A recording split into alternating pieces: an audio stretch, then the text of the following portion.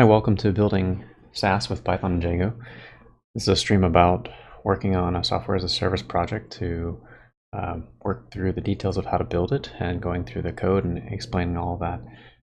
It's meant to be a teaching stream, and I am the streamer. My name is Matt Lehman. I'm a professional engineer, and I do this stuff for a living. So I'm trying to pass on what I've learned from my work environments to show off how to do a side project, and hope that you can learn something along the way. If you find this valuable in the future, give me a like or subscribe or follow on Twitch, wherever you're coming from. These recordings go up on YouTube later, so if you can give me a like there, that helps out a lot. So I appreciate that. We're going to get into the issue tonight and get going. Hold on a second. I forgot to set something up over here. Okay, cool. So we've been working on a project to simplify deployment of my website. So I guess I should give context of what the site is. The site is called College Conductor. It's a tracking application for college admissions. The domain is really not terribly important for a viewer to know about. If we have topics that come up that relate to it, I educate you on a piece that you need to know at the moment. But we're deep in the guts of deployments and continuous integration, so how the service actually works is not terribly significant today. So we're going to look at something totally deep in the back end of things. And let me drop in a couple messages for anybody that might join a little bit later. Ask me anything about Python or Django. So there's a chat that you're welcome to join in, ask your questions. I do ask that you keep it civil. I don't deal with people who are rude and nasty, and I will kick you out. I'm also going to link to the issue that we're working on over there as well. So if you need more context as we're in this discussion, there it is that you can refer to. All of my code is up on GitHub. It's an open repository. There's nothing hiding that you could view in there, so you can view the whole thing. So what do we need to do today? We've been working to simplify deployment, to rip pieces out of deployment that take a lot of time and carry risk of it's more code on the actual target server where the application lives. And the more code you have on a server increases the chance of code that could be exploited living on that server. And so I want to take steps to pare that stuff down and move as much of that to continuous integration, the steps that I would otherwise do in deployment, into continuous integration, so that the deployment process is short and sweet, put some files out on the server and is done, and continuous integration does a lot of the building and assembling of pieces along the way. Last week I finished off the Python piece of this. We bundled everything up. It's a Django application. We bundled it all up into a single Shiv app, which is a format to make a Python executable, essentially. So it took the application code and the dependencies and put them all into a single unit, and we launched that thing. So that piece is done. I was checking it out last week in the stream. I didn't actually get as far as deploying it, but shortly after the stream, I finished it off and deployed it out there. So the actual site is using all that work that we'd been building after the last few streams. So now we need to move on to the next piece of this. And that piece is getting JavaScript building off of the deployment process. So if we look over at my deployment stuff, and I'm using Ansible to build all this stuff, to give you a little bit of context. Ansible has a set of tasks that execute to do the actual work. And part of these tasks, deep down in here, is right around here.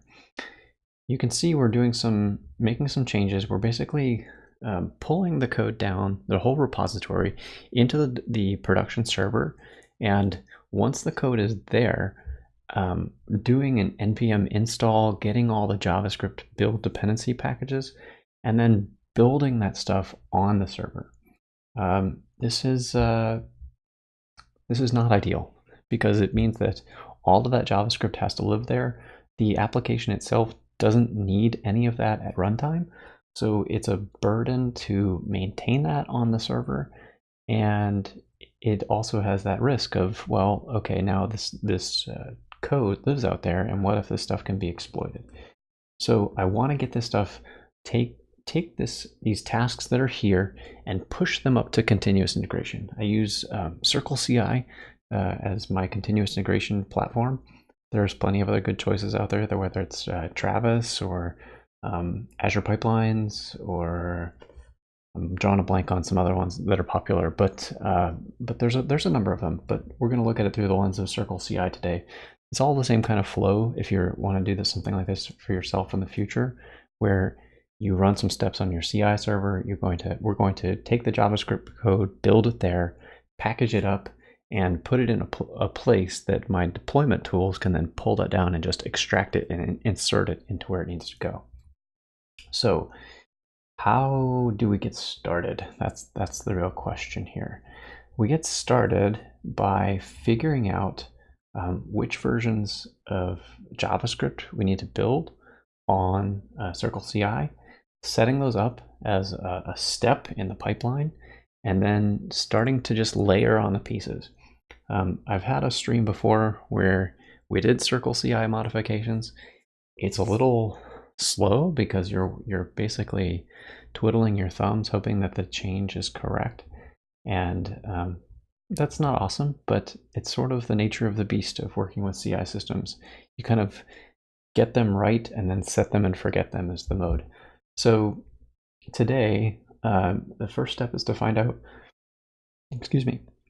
which version of Node we need, because that's the way the stuff is built. I guess I should provide a little bit of context of what I'm actually building. The JavaScript that I'm building is built using the Webpack builder tool. It's very common in the JavaScript ecosystem. It's a huge tool with lots of aspects to it. We're not going to dig into all of that, but you can conceptually think of this as take your build tool, whether that's Webpack or Parcel or Grunt or Gulp or whatever tool you have. There's a whole mess load of them, and apply the same principles to what we're going to do.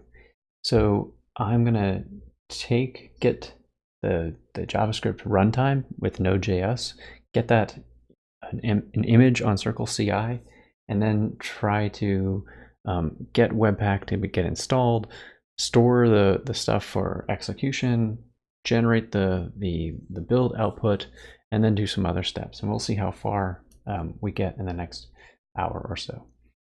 So the first thing I want to verify is which version of Node that I'm currently using to do my building on my server. Because in this process, I know that my JavaScript works today.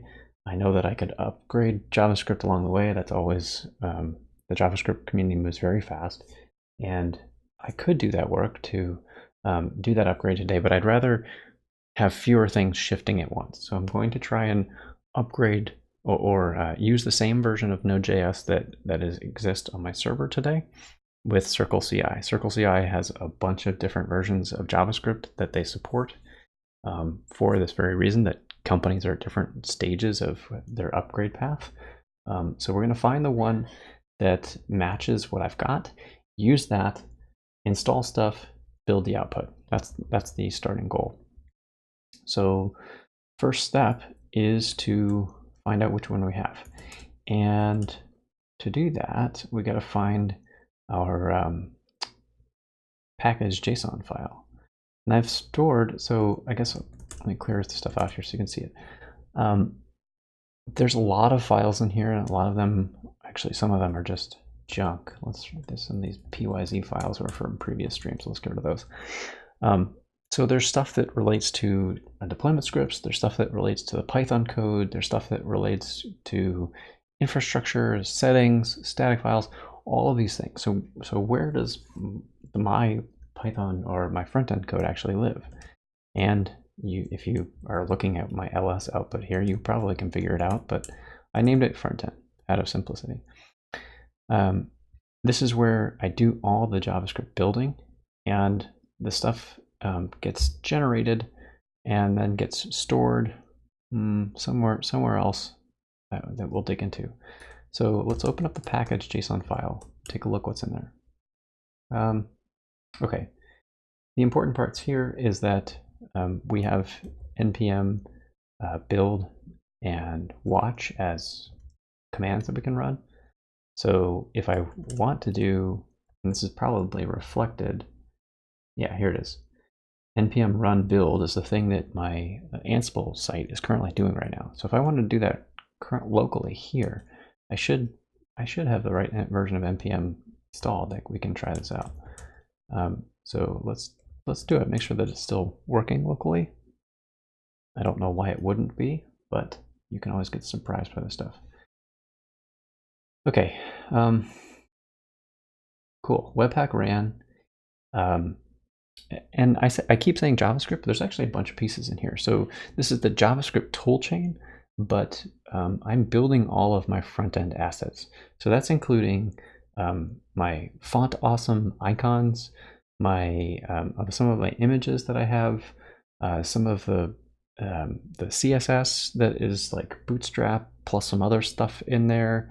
All of the stuff is in Webpack. Webpack does lots of things all at once. So this stuff gets dumped out into a certain area, which I don't remember where it's dumping it to. And we'll see if we can figure that out. Well, maybe that's not super important right at this moment, but the output gets put out somewhere. And then later on, we will take that output and bundle it up. So let's not worry too much about the specifics of where it went at the moment, because I don't think it's super important. And let's see if we can find which version of npm we need. I guess I don't have it in this package file. Is it in the package lock? Kind of tells you how often I use JavaScript. I know it reasonably well, but I don't remember where versions and stuff go. Okay, so let's get on the server for a moment. And take a look at which version of Node is on here. Oops. Okay, 10.14.1. So that's the version that we want to see if Circle CI has. So let's go over to the documentation for Circle CI and check out what they've got. Circle CI, whoops, Node. Here's their list of pre-built images. So the way Circle CI works is everything that the way that they can safely execute stuff is by running containers. Containers is a big, deep topic that I'm not going to go all the way into, but essentially they can start something up. We can execute some code safely in that container. It's sort of sandboxed, and then we keep the output of whatever happened there, whether that's like test execution or artifacts that need to be built. And after the container is done, it closes down, cleans up, and Circle CI moves on to the next job. So it's pretty safe along the way. So, but the point of all that is we need to find the right container, because they have different containers that have different software installed on them. You can think of a container as just a bucket of software parts, and some of them are configured, are images that are configured for Python or Ruby or whatever, but we want the Node one. And want to make sure we use the right tag. The tag is what indicates which version we can use. And good gracious, there's a lot of tags here that I don't even recognize. Because I don't know what chakra core is. That's new to me. We've got some learning to do. What's on this link? I think they might have like the full list. Circle CI node, cool.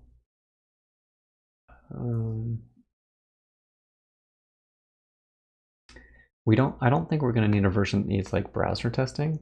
that version probably has like Chrome headless installed. I'm not actually running any JavaScript tests here, so that's probably not it.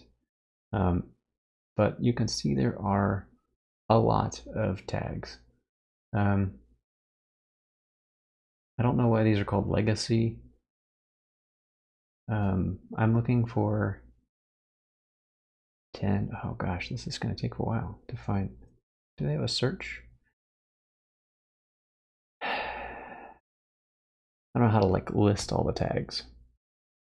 So about 10.14.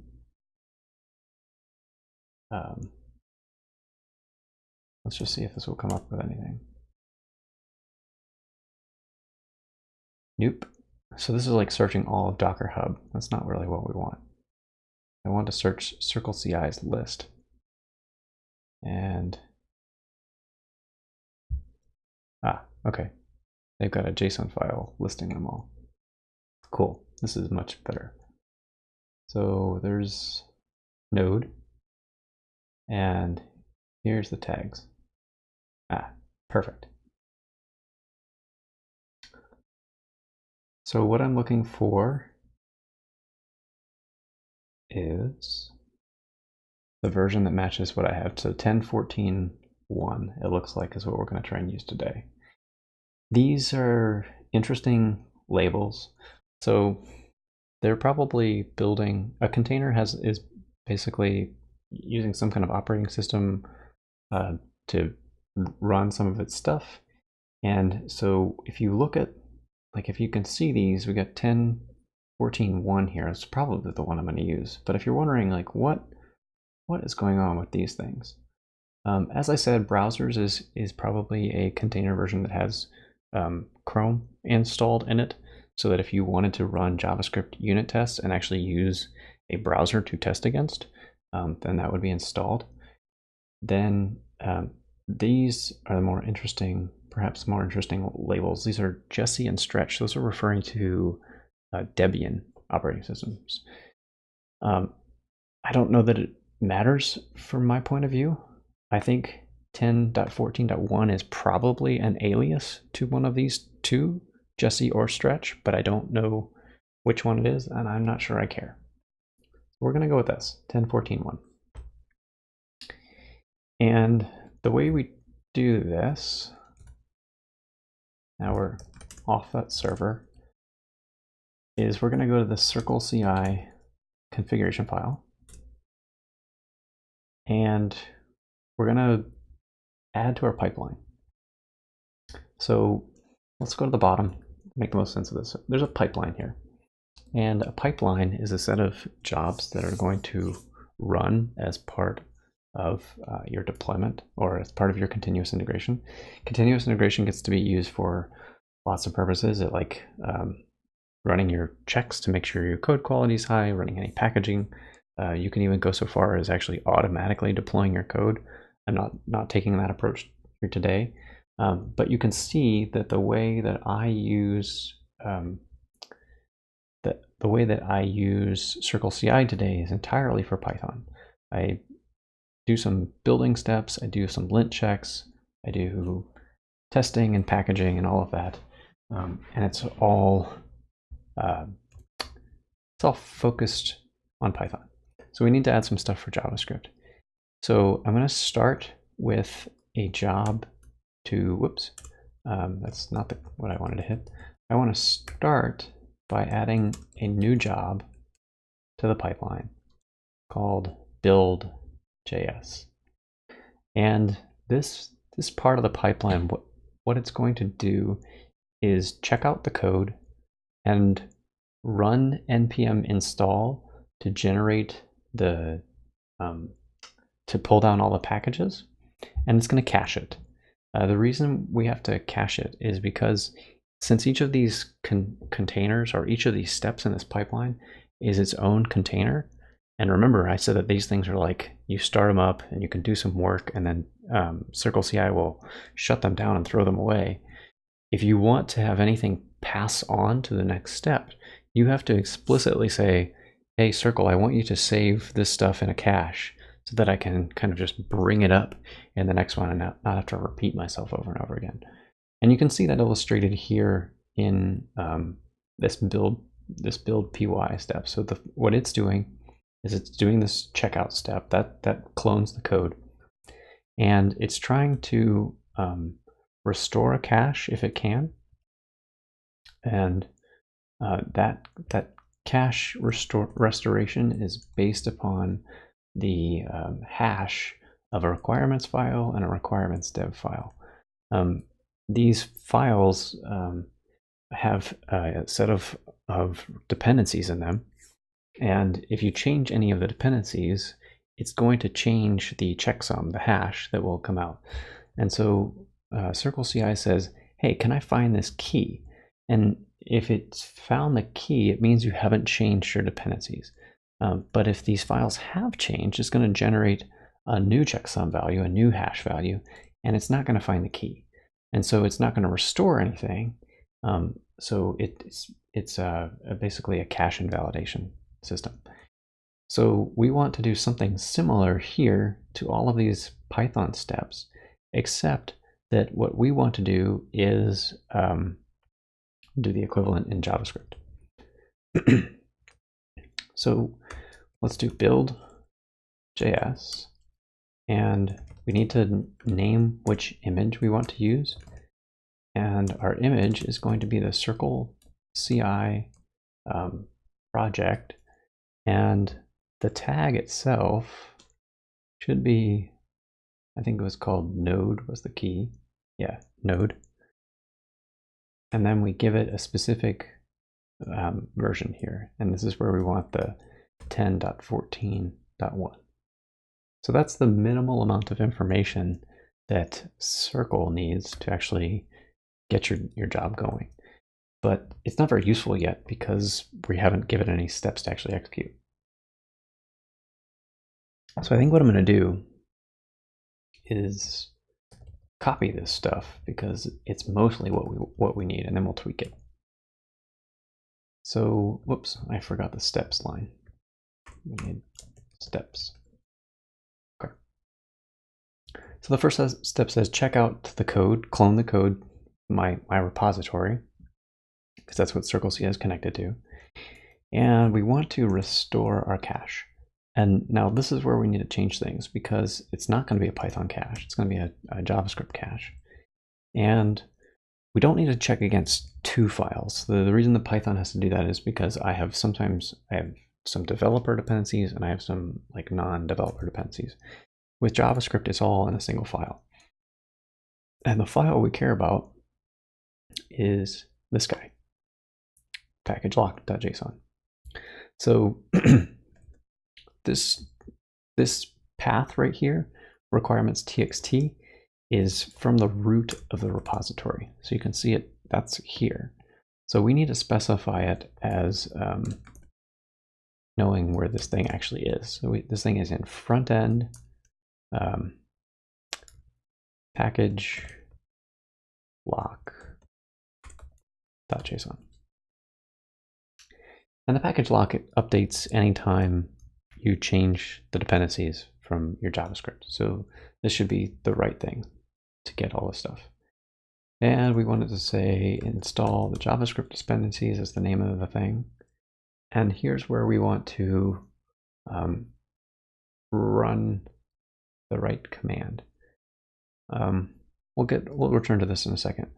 The next bit that we want is we want to save this cache. So the restoration process, the reason that that's there is so that every time CI runs, if the file hasn't changed, you're not wasting any time, because the step in the middle is going to look for existing packages, and if everything already matches up, it's going to say, okay, that's fine.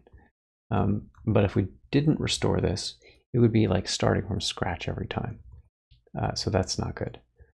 So we need to save the cache, and we also need to give it the key, the same key, and these are paired together. That's important. And then we need to decide like what is it we actually want to store in this cache. And I think this is where we want to store the node modules directory.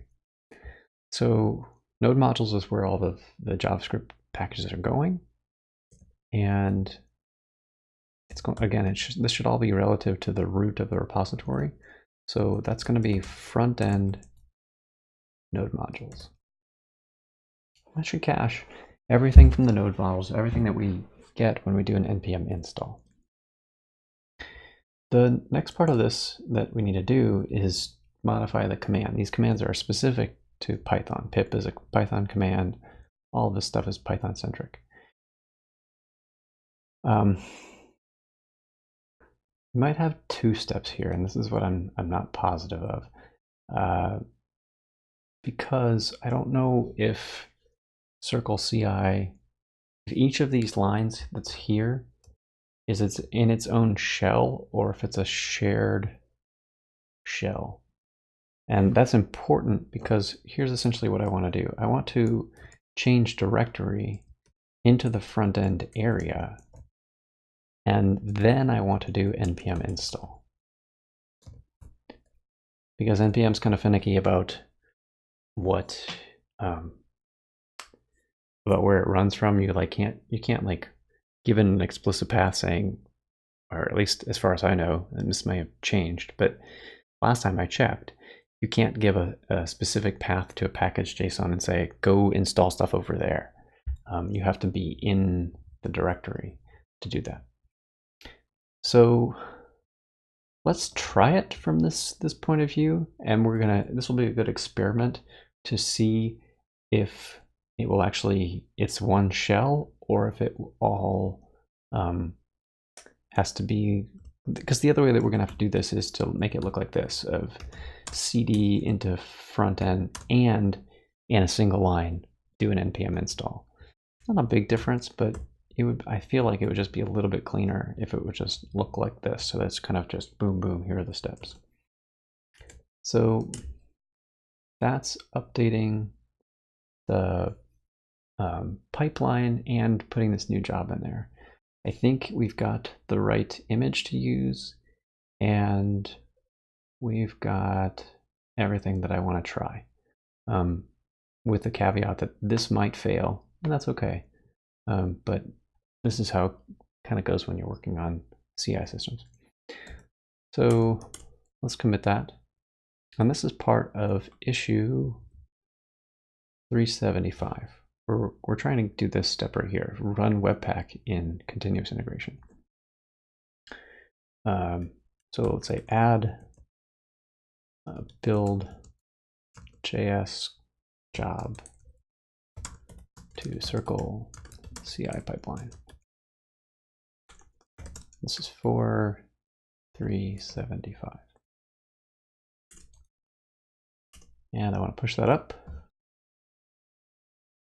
And we will go over to Circle CI and see how it did.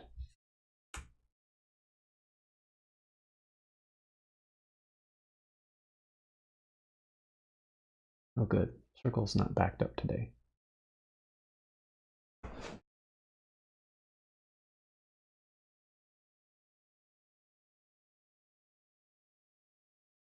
So here's some interesting stuff about this pipelining stuff. You can see that because I have set things in a certain way, look at the configuration file to make it clear. I have these requires lines that are here that are connecting the different jobs in the pipeline. So because I haven't done anything with build.js yet, the Python and the JavaScript can run in parallel. I get 2 containers, I think, as kind of on the free tier. I don't remember exactly how it works with Circle, but it's generous for public repositories. And I think because I've got these 2 things, they can both do their job at the same time and just get done quickly. So let's look at what happened here and see if it did what we would hope it would do. So this is a Circle CI step. Here's that checkout step, which is doing the clone of the repository. not terribly interesting. And restoring the cache, there should be no cache. Yep. Okay, so it did that checksum on that package lock JSON file, and then tried to look into its cache area for this conductor repository and said, I don't have that. So there's nothing to restore. Okay, and then here, let's see if it did what we think it should have done. So change directory in the front end and then npm install.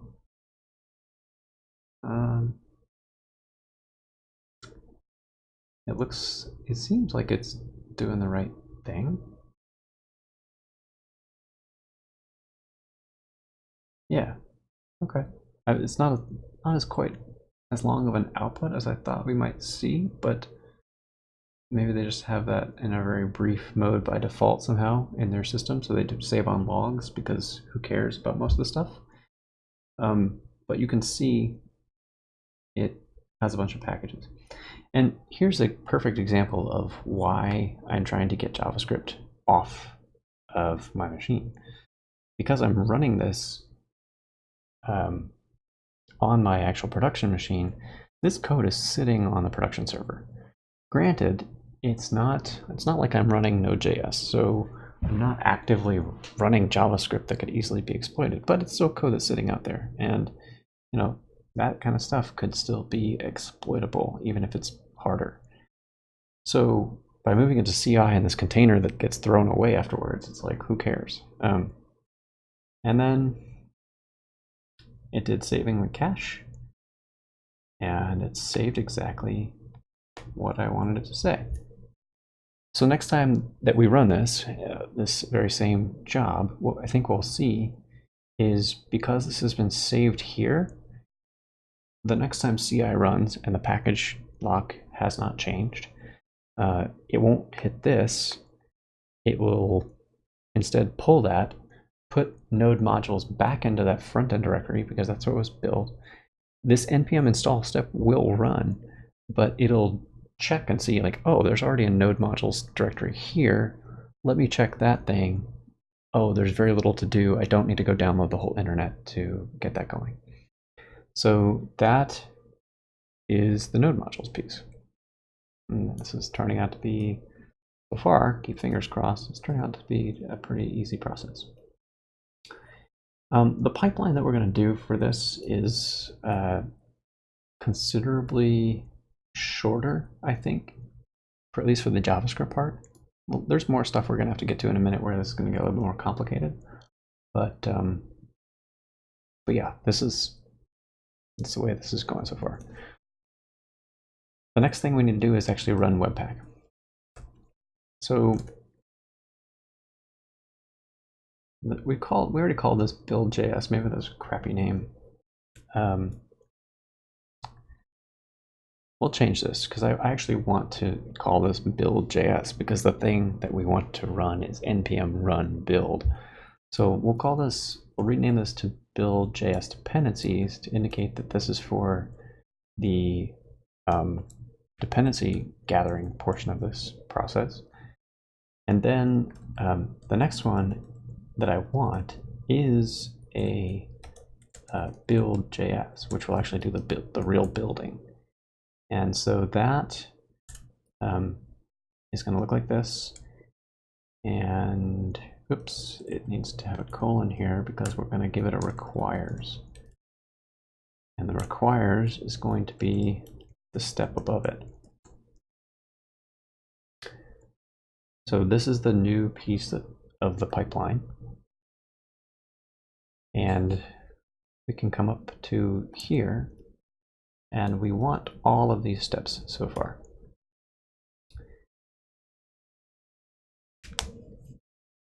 And honestly, I'm starting to question whether we even need to separate this into a second step. Because if we've already got the container here, we could install the dependencies and then immediately run the run command. Like, why not? All right, let's try and keep it simple for now and see if that's going to bite us. So let's ditch this stuff. Keep it named build.js to keep it simple. And let's add a new command here. And so the command that we want is, we'll call it run Webpack. And I assume that because the commands are separate, like a separate run section, that those will need to cd back in. I'm okay with that. I don't want to do like npm run build here. That's not really the way I want to go about this. I want to keep at least a little bit of separation between here's the dependency step, here's the actual building step. And run Webpack's not a great name, so we'll say build from Webpack to kind of give it a more meaningful name. So we're going to do the same thing where it's going to be a command. It's going to cd into the front end. That seemed to work the way we wanted it to. And we're going to add run build. Okay. So let's go ahead and commit that. We'll say run Webpack for number 375. And we'll push it. And while Circle CI is doing its thing, we can check out some other stuff. So it's going to become important in a moment to know where these output files went to. And the reason for that is because of the way that I've set up my site. Well, let's find the files and then I can explain it.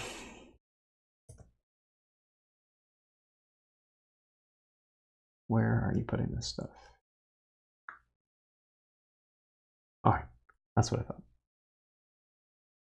So when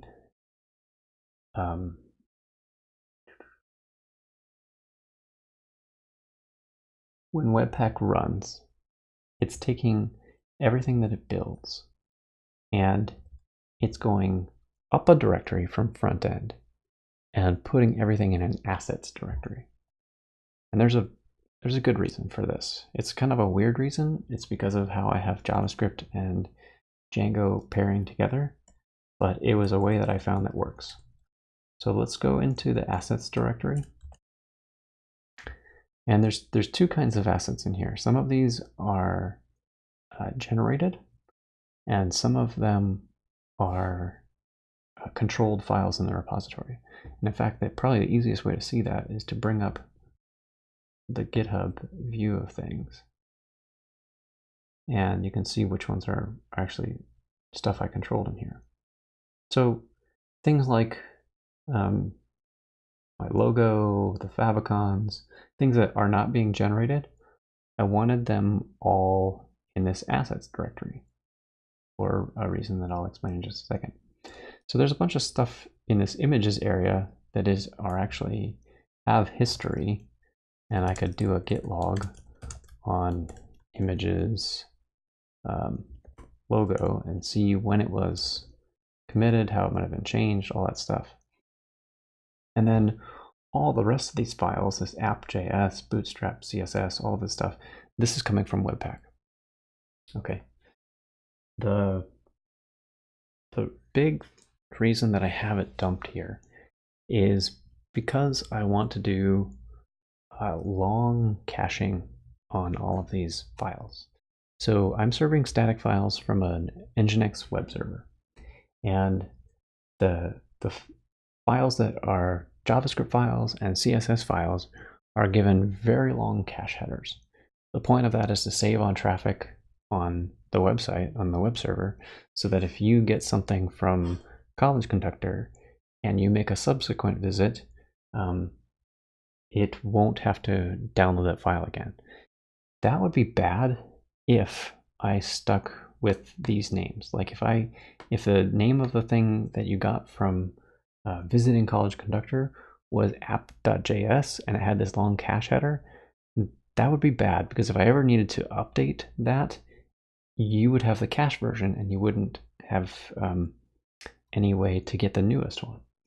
So there's a very common technique that is part of web development, and it's usually called something like fingerprinting or hashing or something like that, where it looks at the content of all of the files that are in a certain area.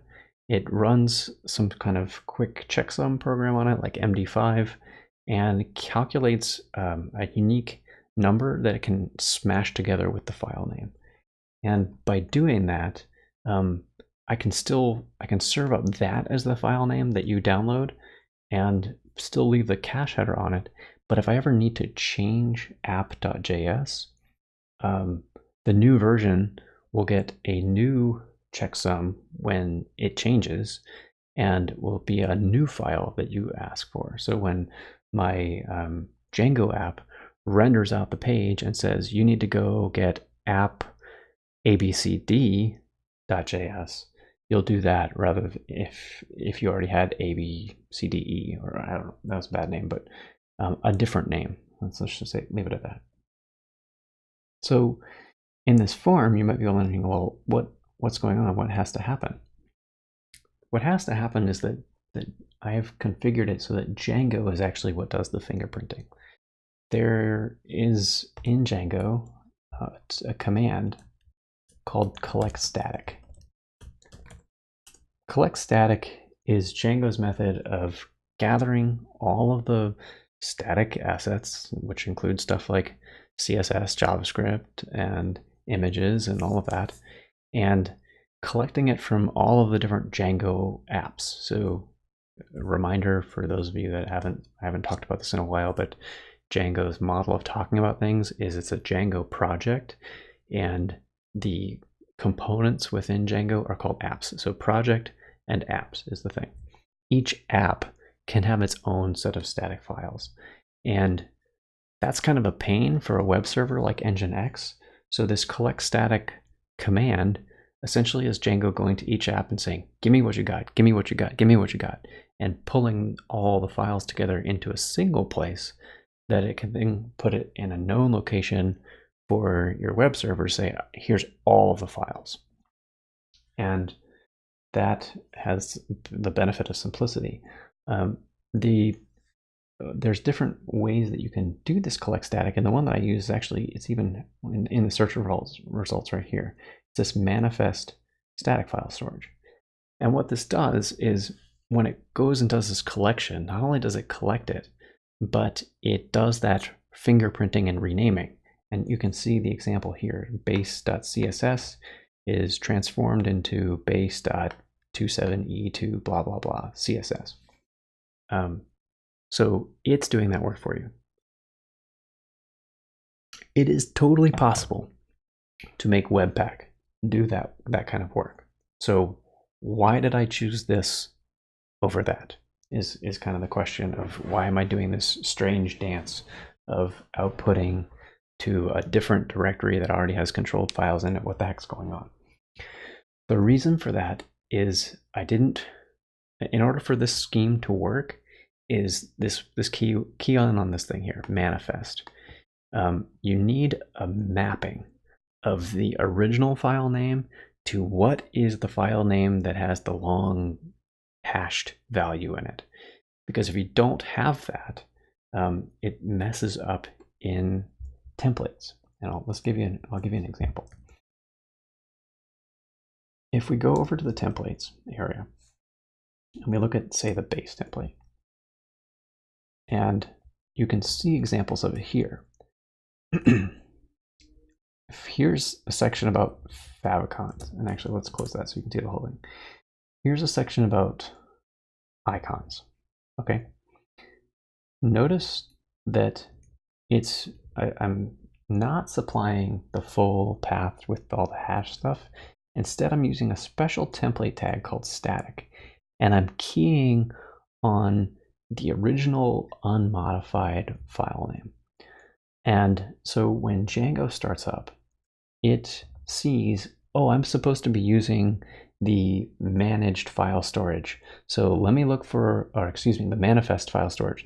So let me look for a manifest file that will do the translation, so that when it comes time to render this template, what gets dumped out here in the ultimate href attribute is something like /images/favicon 1616 dot blah blah blah blah dot png.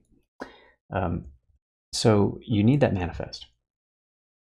Webpack there is a plugin that can generate a manifest, but it's not in the same format that Django expects. And I had a couple of options. I looked around to see if there was like a tool that would use the Webpack manifest, and there's kind of one, but it didn't quite do what I wanted it to do. So I decided to take this route of, instead of letting Webpack do the fingerprinting, I'll just let Django handle the fingerprinting and the manifest generation, and come out to the same result in the end. But it just means that little kind of weird indirection of its Webpack is dumping its output into a handoff place that Django can then run Collectstatic and gather that output and then fingerprint it appropriately. So that was a lot of words to convey why I'm doing that. And I said all that stuff for a reason, because what we're gonna have to do is, after this stuff is built, we know that it's being dumped into assets, and then we still have more work to do. It's not like we can take the assets that are there and just push them up to S3, which then deployment could then pull down, because they don't have fingerprints yet. So there's another step here, and here's where we're going to have to cache the assets output as well, because it's going to need a step where it will hand off to Python to do more work. Okay, so what can we do? We can say, I'm pretty sure that this will work. Oh, right, we actually can go check that. So we can go back to our builds, and let's look at 628. Oh, that's the packaging Python part, sorry. Let's look at the whole pipeline. Look at build JavaScript and check out build from Webpack and see what it did. Ah, perfect. So this is, if you remember from the earlier part of the stream, this is basically exactly the same kind of output that we saw when I ran this locally. So it's a bunch of stuff, icons, all this stuff that gets dumped out and set up appropriately, and then runs through a bit more, blah blah blah. All of this stuff is there. We might have to do some work eventually in the future to, I don't know why it's not minimizing it, maybe, although I thought we were. Anyway, I'm not really sure, but the point is, all of that stuff is getting dumped out to its proper location, and we're ready to cache it, I think. So the other thing we want to do now is save the cache. So I'm going to put a new save cache in. We're going to have to give it a different key. And what do we want here?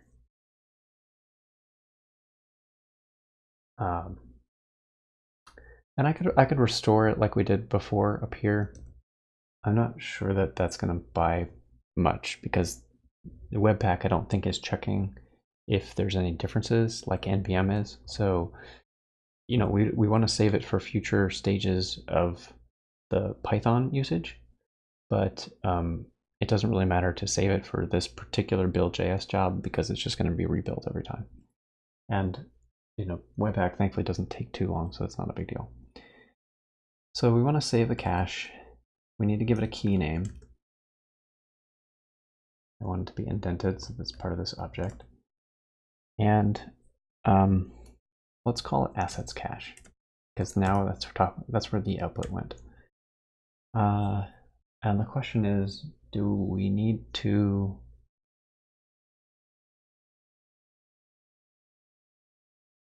is there something that we need a more unique cache key? I don't think so, because this is something that can change anytime I change an image, anytime I add a new image, anytime I add anything to that assets directory that gets controlled or spit out by Webpack is stuff that we need. So we can't key on saying only save this stuff if this particular file has changed. So I'm just going to give it this kind of simple key, and it's going to change essentially every single time, but that's okay. It's not a ton of content. So that's what we will restore later in a build step. So I'm going to assume that, whoops, I need to give it a path. Otherwise, we're not actually going to store anything. So we know that this stuff all got put in assets. That's where it is. So now we need a new build step. Sorry, starting to lose focus. So maybe it's getting time to wrap up in the not too distant future. We need a new build step, and this time, what can we call this? This is all about building assets. So I can't think of any better name than build assets. And it is a new step that I'll put here. And this one is going to have a requirement, a prerequisite that has to run. It's going to need Django, and it's going to need a virtual environment. So we at least have to run this stuff with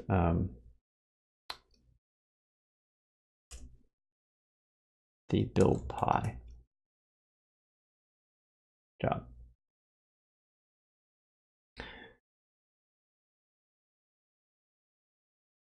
So that way we can restore the Python environment that will have Django installed, so we can try and run Collectstatic.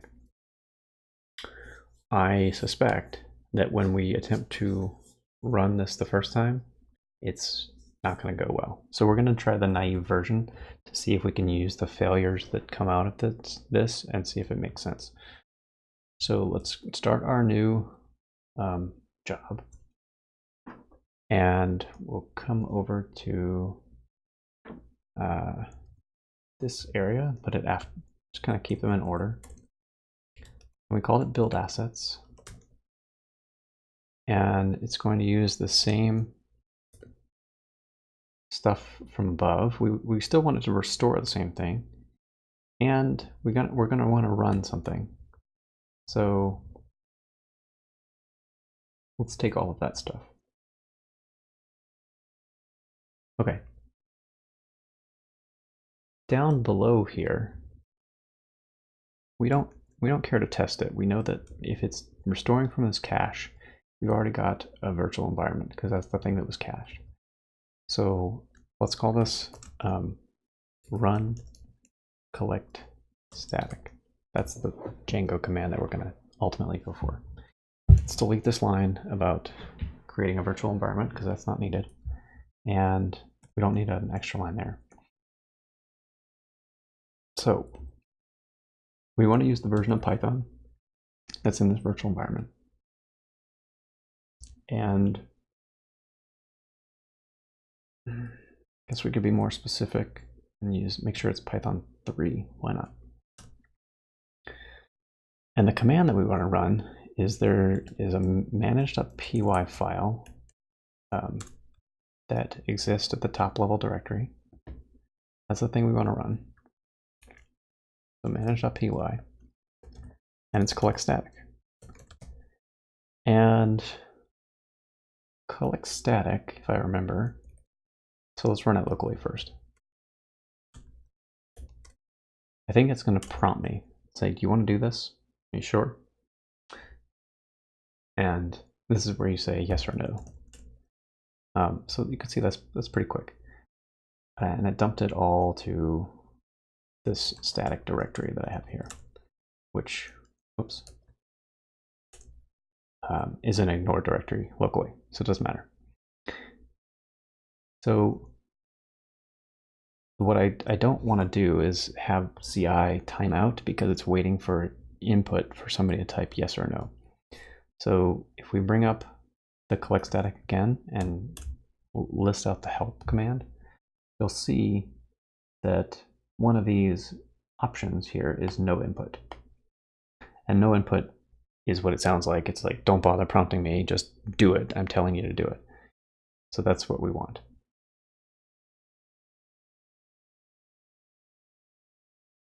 Okay.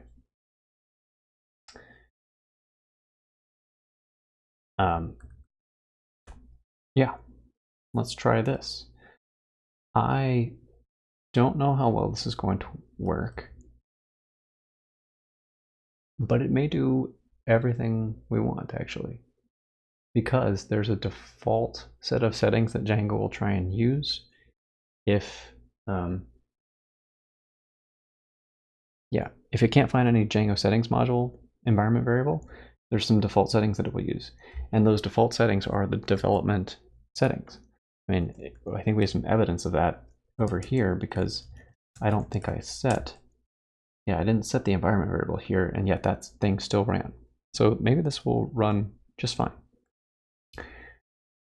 And the next step we want to do is actually to archive the output of this, but let's don't get ahead of ourselves. Let's just try this out, see if it does what we think it will do, and then if it does, we'll try and actually zip it up and then ship it off to S3 if we can. So I'm going to add our new build assets step to the pipeline. And oops, there's another thing that I need here. This is going to skip all the actual Webpack work. So there's another restore cache call that we need. And we need to pass in assets cache as the key. That was going to be, we would really be scratching our heads of what the heck would be happening. So there's two different restore cache calls. One is restoring the virtual environment so that we can actually have the Python tools. And then the other is actually restoring the output that came from build.js. In fact, that is a hint to me that our requires is not correct either, because we're dependent on both of these things. We want this JavaScript step to complete before we put the assets together. So because if we didn't have that, then build assets, it'd be a race condition that the build JavaScript stuff might finish sometimes and the build assets stuff might finish sometimes first. And who wins is hard to say. And it's pretty much a guarantee that that it will not build the latest assets. So now we have, let's check the diff again. We have our assets being saved from that directory. We have our new job that is dependent on both of those. And it's dependent because it's restoring two different chunks of cache. And then it's running the Collectstatic command. And then after that, we'll do more work after that. So this is run Collectstatic in CI. And we'll say it's for number 375. Push that up.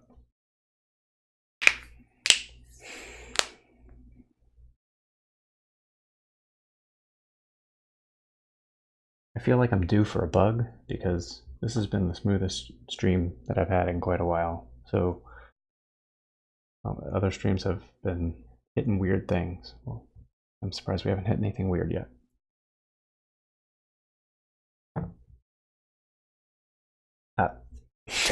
As if on cue. Did I type something wrong? What? Oops. What'd I do? Oh, I didn't give it Docker.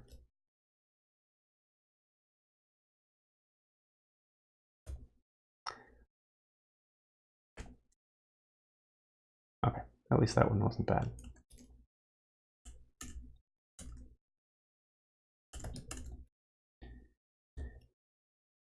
Let's call it make valid YAML for 375.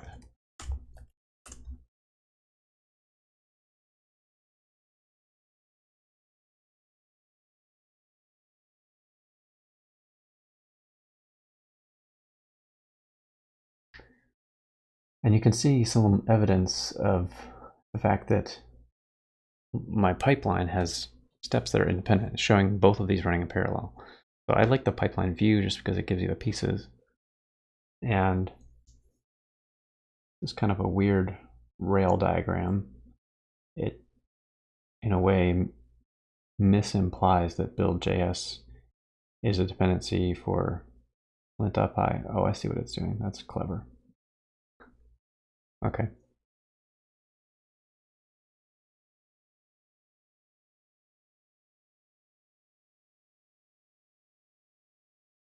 So it's not a perfect mechanism, but it gets the image across pretty well.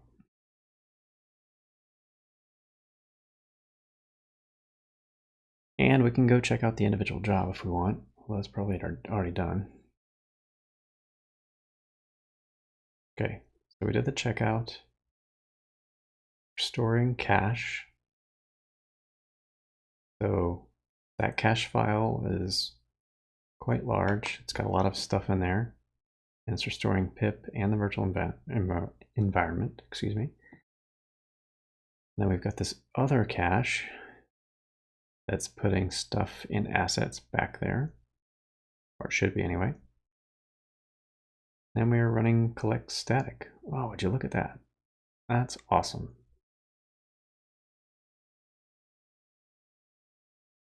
So, and it's super fast too. That was almost instant.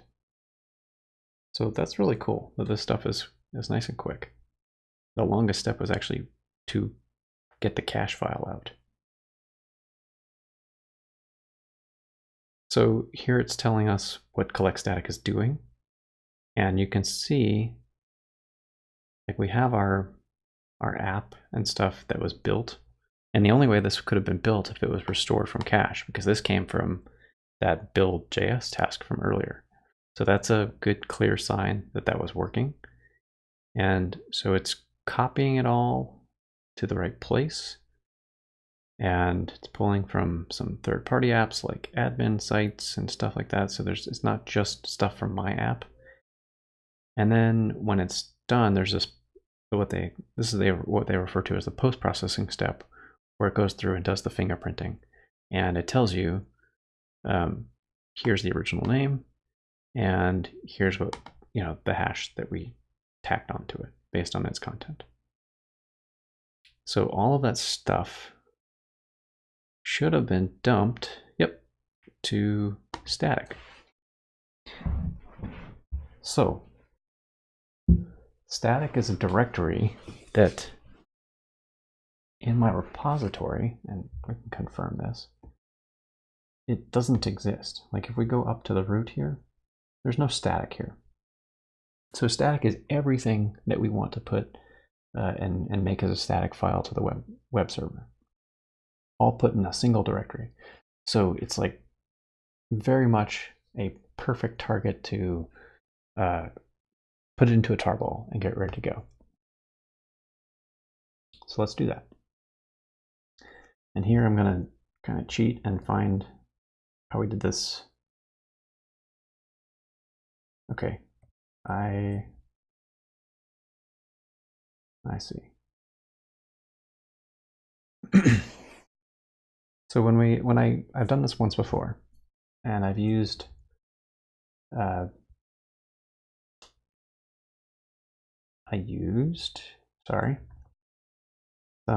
S3 stuff and a script.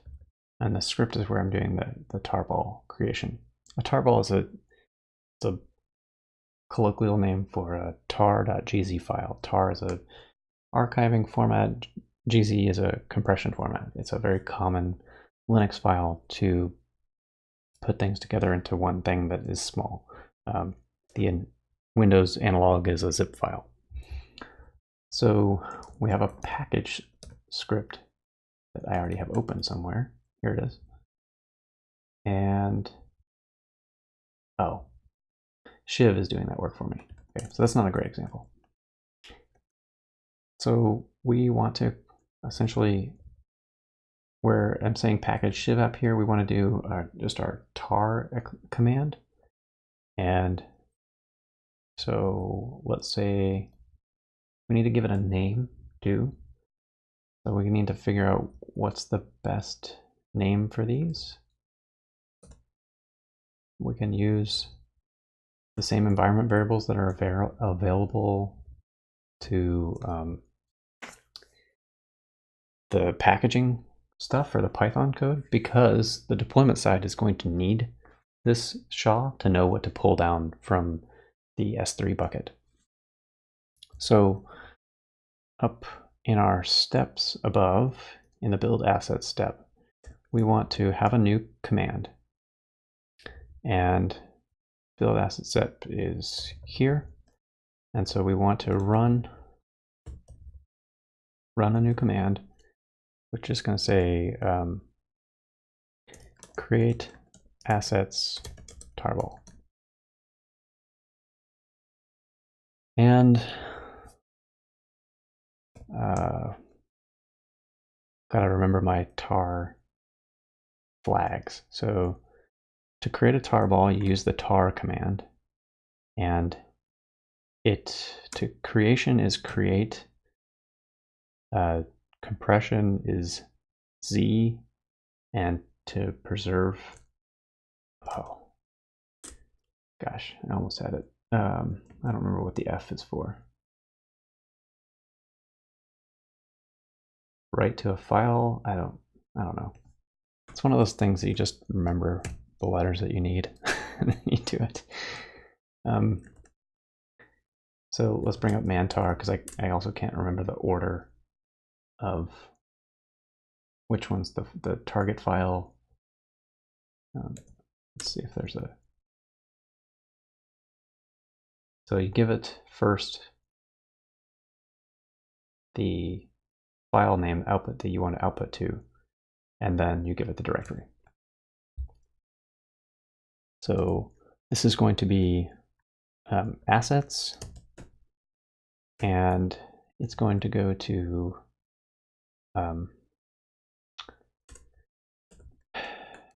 circle sha1.tar.gz, and we want to do static. That's the directory. I think that should be it. So I think this is probably where we'll commit this and see make sure that it's working, and that might be where we stop tonight, because the next step is to do some AWS bucket setup and copying some stuff to S3, and I just don't want to get into all of that depth with the time we've got.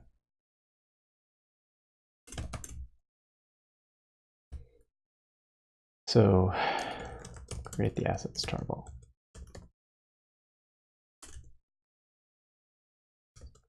And hopefully the results from Circle CI will show us that we created a tarball, or a file that has the name that we expect. Can't expect the content yet, but that's okay.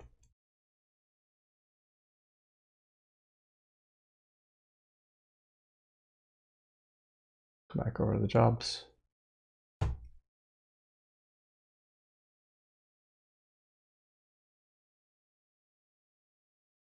So these are running again.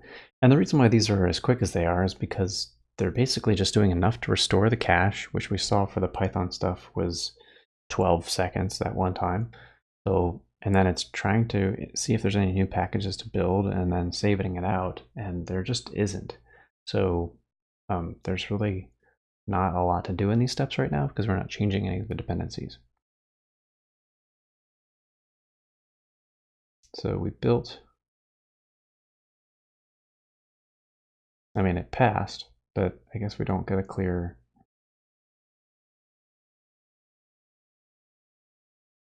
I don't know. We didn't create any artifacts that we saved off for circle. I need to look and see what this is. There might be some like way to save this stuff. I don't know what that would do for us to, maybe we could view things better. I'm not really sure. But it didn't fail. And that's really probably the successful note that we want to end on. So I guess let's think about what we did. We found out which version of Node we needed. And from that, we built the necessary stuff for the Circle CI pipeline. That included all of this. It's actually quite a bit of configuration if you stop and think about it. So it's getting the right image, it's doing a checkout, it's restoring from a cache, it's installing JavaScript packages, and then building from Webpack. It then saves the dependencies for future usage, so it doesn't have to do it all at work every time, and also saves the built assets from Webpack. Then in our other job down here, we bring in Django to finish it off, to bring in the Python image and restore the virtual environment cache, restore the built stuff from Webpack, and run all of the assets through the Collectstatic command. And by doing that, we have everything that we need to store into a single file. And that's as far as we got.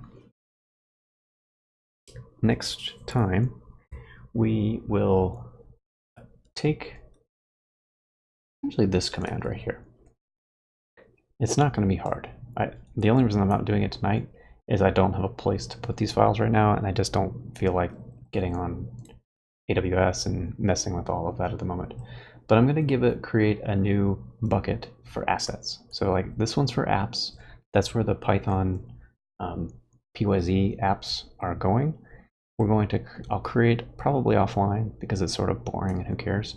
I'll create a new bucket path for assets, and then we'll follow the same pattern to copy the assets tarball.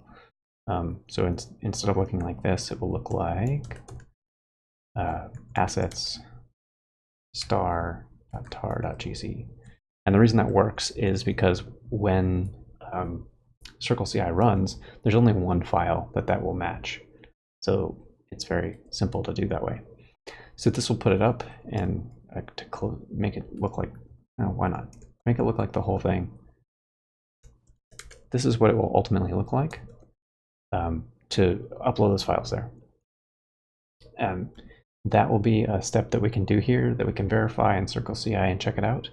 And then we can move that over to the Ansible side and go back to those tasks that we have, and just like we're doing at somewhere along the way of pulling down the file from S3, we can follow that same pattern.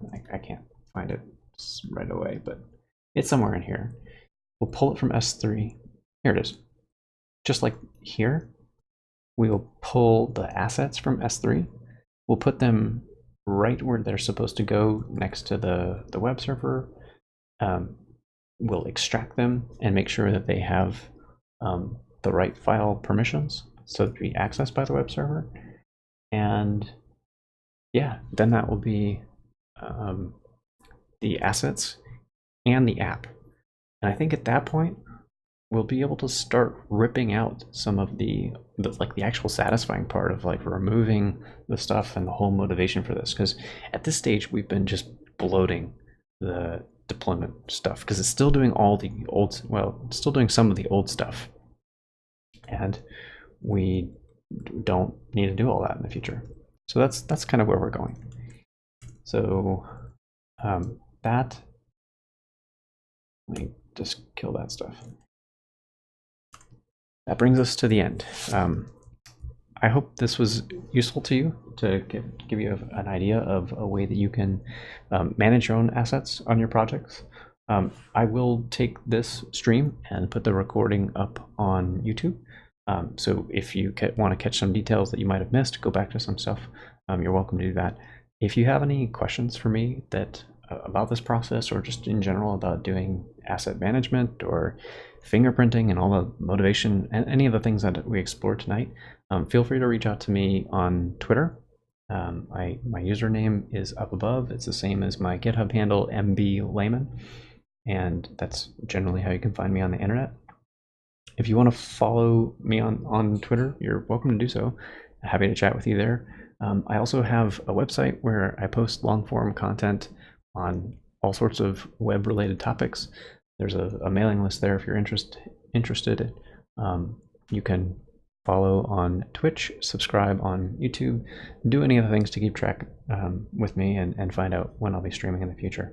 I appreciate any feedback, so if there's anything that I can do that would make this experience better and more helpful to you, I'd be happy to consider those things. So with that, I'll bid you good night and take care.